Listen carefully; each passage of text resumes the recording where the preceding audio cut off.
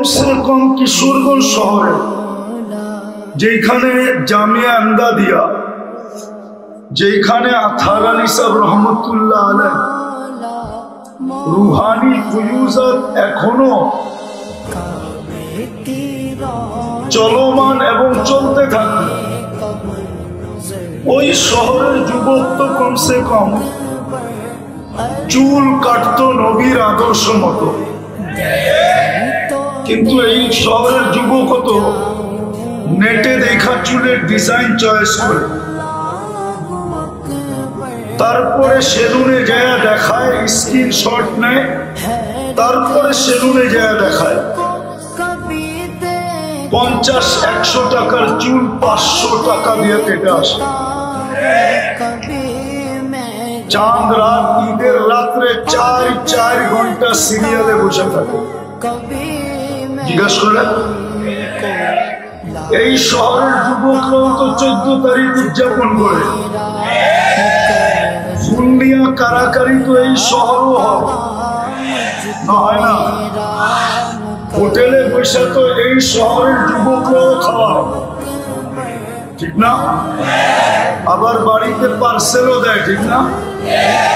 পারে না কলিজা বাহির করে গুণা করে দিয়ে দিতে, কিন্তু মনে হয় ভয়ে দেয় না যে আমি মরে গেলে মেসেজ আসলেই লাভ হবে কি। আবার অনেকজনে দিতেও চায়, মরে গেলে মরে গেলাম, তারপরও তো একটা মেসেজ আমাকে দিবে, বন্ধুরা দেখবে I.U, হাসার জন্য না। আমি একটা কথা বুঝানোর জন্য বলতেছি, হাসানোর জন্য না। হাসানো আমার উদ্দেশ্য না, আমি হাসানের ব্যক্তিও না। ভালো ধ্যান দিয়ে শুনতে হবে, তাইলে আজকে পুরস্কার নিয়ে উঠতে পারবো, তাইলে তো এই দুরবস্থা আমাদের হইতো না।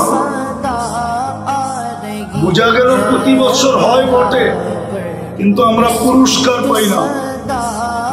পুরস্কার পাইলে বাংলাদেশের একটা শহর থাকতো যে কিশোরগঞ্জে কোনো 31st নাইট উদযাপিত হয় না,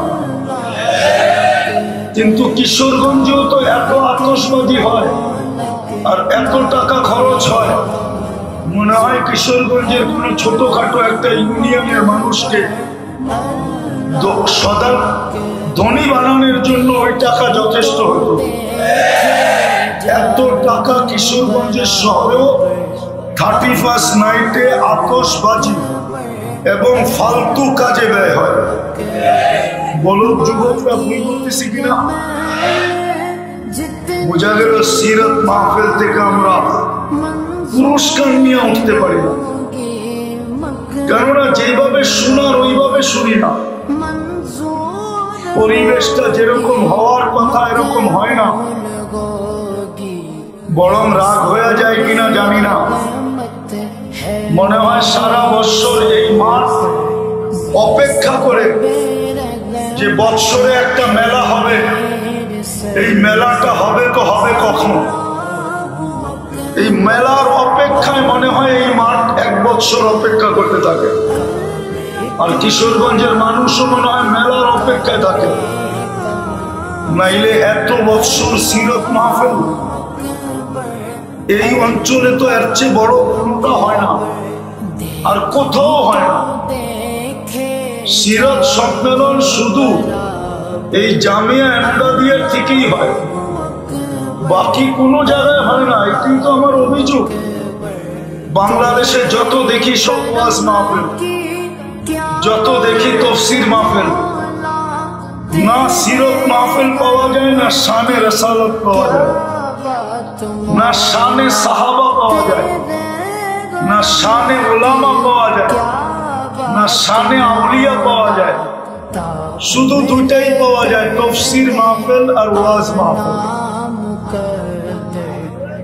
এটা তো কিশোরগঞ্জের সৌভাগ্য যে জামিয়া আমদাদিয়া এক ব্যতিক্রম প্রতিষ্ঠান, এক ব্যতিক্রম অনুষ্ঠান আমাদেরকে দিতেছে।